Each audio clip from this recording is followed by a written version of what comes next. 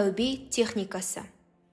Басымызға түскен қиыншылық пен сәтсіздіктің себебін тек материалдық тұрғыдан іздеу қателік. Рас, Алла тағаланың жаратқан материалдық себеп салдарлары мен түрлі заңдылығы бар. Оларды қолымыздан келгенше орындауға міндеттіміз. Бірақ көп жағдайда адамдар өздері тап болған проблемалар мен қиыншылықтардың рухани астарына үңілмейді. Перденің арғы жағындағы сырларға мән бермейді.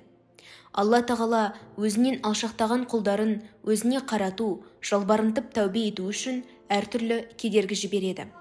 Рум сүресінің 41 аятында адамдардың өз қолымен істеген жамандықтары мен күнәларының кесірінен теңізде де, құрлықта да бүліншілік орын алып, ондағы жүйе мен тәртіптің астан-кестеңі шықты. Сол арқылы Алла оларға бәлкім райларынан қайтар деп өз қолдарымен істеген кесірлі істерінің зардабын тартқызуда делінген. Алла адамды қиыншылықпен сынайды. Өйткені өмір ешбір қиыншылықсыз біз қалағандай керемет болса, Құдайды естен шығарып аламыз. Жалпы адам табиғаты солай. Қазақтың тісі ауырып балтыры сыздамағанның Құдаймен ісі жоқ деуі осыдан шыққан. Сондықтан әрдайым маған бұл қиыншылық не үшін келді? Қай жерден қателесіп мүлт кеттім? Кімді ренжіттім? Кімнің ақысын жедім? Алланың маған жүктеген міндеттерін толық атқарып жүрмін бе? Бұл қиыншылықтар арқылы Алла менен нені қалайды? Тәрізді сұрақтарды өзімізге қоя білуіміз керек. Жан дүниемізбен сырласып, ішкі әлемімізге үңілуіміз қажет.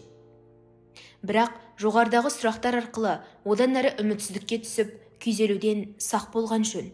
Құранда өздеріңді өздерің өзгертпейінше, Алла тағала сендер тап болған жағдайда өзгертпейді делінген. Демек, қатеңді түзетіп, шынайы тәубеге келу қажет. Кез келген қиыншылық Алла жіберген сынақ. Басқа түскен әртүрлі қайғылы жағдайға сабыр еткенде, күнәларымыздан арылып, ақыретте мол сауапқа кенелетініміз ақиқат. Бұл жайлы Алла елшісі, оған Алланың салауаты мен сәлемі болсын, Алла тағала түрлі ауру сырқау, қиыншылық, уайым қайғы, тіпті аяққа қадалған тікенек арқылы да мұсылман құлдарының күнәларын кешіреді деген. Адам баласы өмірде душар болатын түрлі ауырлық өзі жасаған қателіктері мен күнәларының нәтижесі екенін түсінуі керек. Бұл жайлы Құранда естеріңде болсын, бастарыңа келген қандай да бір қиыншылық өз қолдарыңмен істеген күнәларыңның кесірінен. Қайта Алла тағала барлық күнәларың үшін қиыншылық берместен көбін кешеді делінген. Демек, өміріміздегі келеңсіздіктер мен қиыншылықтар көбінесе өзіміз жасаған күнәларымыздың нәтижесі. Ал күнәні тек тәубемен, Аллаға шынайы мінәжат етіп, жалбарынумен жоя аламыз. Аллаға толықтай мойынсынып, ішкі руханияттың түзелгенде қиыншылықтардың тыйылатыны Құранның басқа аяттарында бар. Талақ сүресінде кімде-кім Аллаға тиісінше тағзым көрсетсе, һәм қарсы келуден сақтанып, тақуалықты ұстанса, Алла оған тығырықтан шығатын жол ашып береді. Сондай-ақ ойламаған жерден ризық нәсіп етеді делінген. Нұх сүресінде Раббыларыңның күнәларың үшін кешірім тілеңдер, өйткені ол өте кешірімді. Кешірім тілеп, тәубе жасасаңдар, Алла сендерге аспаннан нөсерлетіп нұр жаудырады, һәм дүние мен бала шағаларыңды молынан береді. Сондай-ақ сендер үшін бау бақшаларыңды жайқалтып, өзендер ағызады делінген. Бір кісі Хасан Басри атты ғұламаға келіп, кедейлікке тап болғанын айтқанда, жаратқан иеңнен жасаған күнәларың үшін шынайы кешірім сұра деп жол көрсетеді. Тағы бір адам келіп, ұрпақ сүйе алмай жүргенін жеткізгенде, шынайы тәубе етіп, Алладан кешірім сұра дейді. Енді бірі келіп, еккен егіні бау бақшасы қуаңшылыққа тап болып, берекеден айырылғанына шағымданғанда тағы да Аллаға мінәжат қыл, тәубе ет дейді. Мұны көрген адамдар әлгі ғұламаға, әртүрлі қиыншылықпен келген адамның бәріне бір ғана ақыл айттыңыз, мұның сыры неде?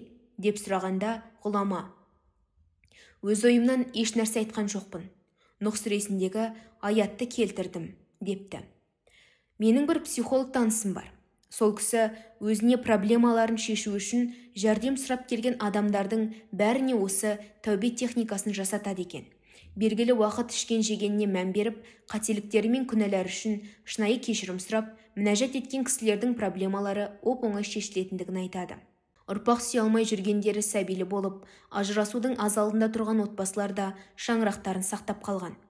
Егер тәубе етіп, кешірім сұрап, мінәжат еткеннен кейін де проблемалар шешілмей жатса, оның да бір хикметі бар екенін түсініп, Алламен байланысыңызды одан әрі жақсартып, тақуалыққа бет бұрыңыз.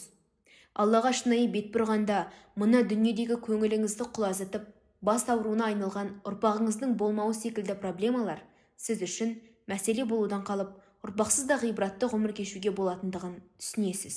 Кешірім сұрап тәубе ету үшін ең әуелі шынайы ниет керек. Жасаған қателік, кемшіліктеріне жүректе шынайы өкініш болуы керек. Кез келген тілде, қалаған сөзбен шалбарынып, дұға етуге болады. Бастысы, жүректің түкпірінен, шын көңілден шықса болғаны.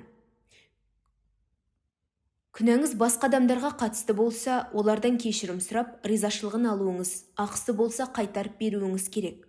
Кешірім тілеп, тәубе етуді ғұмырлық дағды ретінде қалыптастырып, үзбей жасаған жақсы.